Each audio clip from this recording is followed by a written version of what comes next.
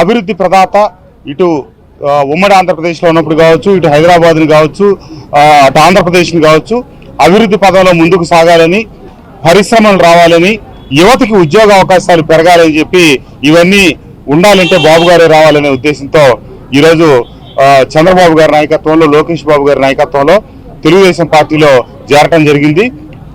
మైలవరం నియోజకవర్గంలో గడిచిన 6 సంవత్సరాలుగా వైఎస్ఆర్ కాంగ్రెస్ పార్టీ నాయకుడిగా నేను పార్టీ నిర్మాణానికి, అభివృద్ధికి ఎంతో కృషి చేశాను. కానీ పార్టీలో సరైన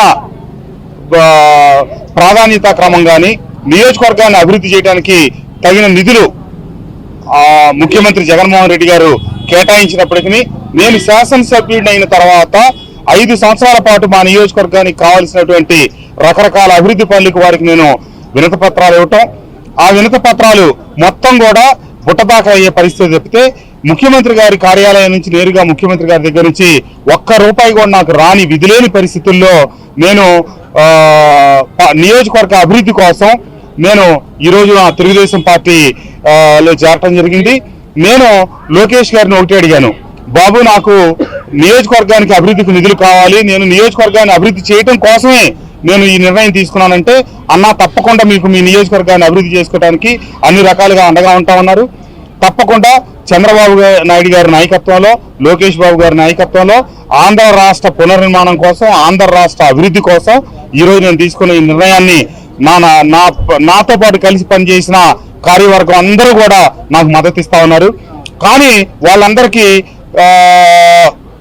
దురదృష్టకరమైన సంఘటన ఏంటంటే, వైఎస్ఆర్ కాంగ్రెస్ పార్టీ అధికారంలోకి రావడానికి పూర్వం 10 సంవత్సరాల కాలం పార్టీ కోసం అహర్నిశలు కష్టపడి పనిచేసిన కార్యకర్తలకి పార్టీ అధికారంలోకి వచ్చాక అభివృద్ధి పేరట కొన్ని నిధులు కేటాయించి బిల్డింగులు కావచ్చు, రోడ్లు కావచ్చు, డ్రైన్లు కావచ్చు, ఇతరత్ర అభివృద్ధి కార్యక్రమాలు చేయించి వాటికి నిధులు విడుదల చేయకుండా ఆ పార్టీ కుటుంబ సభ్యులందరినీ నానా హింస పెట్టి, బాధలు పెట్టి ఈరోజు ఆ కుటుంబం అంతా నాతోనే ఉన్నారు.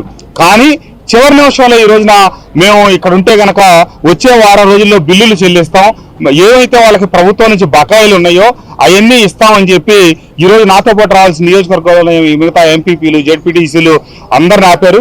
వాళ్ళు ఎక్కడున్నా నా శ్రేయోభిలాషులే, వాళ్ళు అక్కడ పూర్తిగా గుర్తించారు సంక్షేమం అనే మేట్ నొక్కడమే తప్పితే ఆ క్రమంలో రోజు ప్రజలు రోడ్ల మీదకి వస్తూ పడుతున్న ఇబ్బందులు అన్ని గమనించారు. తప్పకుండా అభివృద్ధి కోసం వారందరూ కూడా నాతో కలిసి త్వరలో నడుస్తారు. తప్పకుండా చంద్రబాబు నాయుడు గారి నాయకత్వంలో ఆంధ్ర రాష్ట్రం పురోభివృద్ధి చెందుతుందని ఆకాంక్షిస్తూ నేను గతంలో ఖచ్చితమైన ప్రకటన చేశాను. ఎప్పటికీ జగన్మోహన్ రెడ్డి గారి నాయకత్వంలోనే వైఎస్ఆర్ కాంగ్రెస్ పార్టీ నుంచి పనిచేయాలని, చేస్తానని 1-4 సార్లు బల్లగుద్ది చెప్పి నేను ఎందుకంటే నాకు స్వయంగా వారు మాటిచ్చారు. ఎన్నికలకు ముందు నేను కలిసినప్పుడు అమరావతి మీద మీ నిర్ణయం ఏంటని అడిగితే, ఖచ్చితంగా నేను ఇక్కడ ఇల్లు కట్టుకుంటున్నాను, ఆఫీస్ కట్టుకుంటున్నాను, అమరావతి ఇక్కడే ఉంటుందని చెప్పి మాట మార్చారు. తర్వాత 3 రాజధానులు అన్నారు. అట్లాగే అభివృద్ధికి నిధులు కేటాయిస్తా ఉన్నారు. నేను వారిని వ్యక్తిగతంగా 3 సార్లు నియోజకవర్గ అభివృద్ధికి నిధుల కోసం కలిసినప్పుడు ప్రతి సందర్భంలో చెప్పారు, దేవినేని ఉమామహేశ్వరరావు లాంటి వ్యక్తిని ఎదుర్కోవాలంటే వసంత కృష్ణప్రసాద్ తప్పితే మనకు వేరే మార్గం లేదు, కృష్ణప్రసాద్ని ముందుంచి అతనికి అభివృద్ధికి నిధులు కేటాయించాలని చెప్పి స్వయంగా వారి చేతితో ఆ లెటర్ల మీద రాయటం. కానీ ఏ ఒక్క రోజు కూడా ఆయన చెప్పిన మేరకు నిధులు విడుదల చేయనందువల్ల, నియోజకవర్గాన్ని అభివృద్ధి చేయనందువల్ల నేను ఈ ఖచ్చితమైన నిర్ణయం తీసుకోవాల్సి వచ్చిందని చెప్పి తెలియజేస్తూ, నాకు ఈ విషయంలో సహకరించిన మైలవరం నియోజకవర్గ ప్రజానీకానికి, నన్ను శాసనసభ్యుడిగా గెలిపించిన మైలవరం నియోజకవర్గ ప్రజలకి తప్పకుండా రాబోయే రోజుల్లో కూడా తెలుగుదేశం పార్టీకి, ఆంధ్ర రాష్ట్ర ప్రజలకి తెలుగుదేశం వేదిక నుంచి సేవ చేసుకునే అవకాశం కల్పిస్తున్నందుకు ధన్యవాదాలు తెలియజేస్తూ నమస్కారం.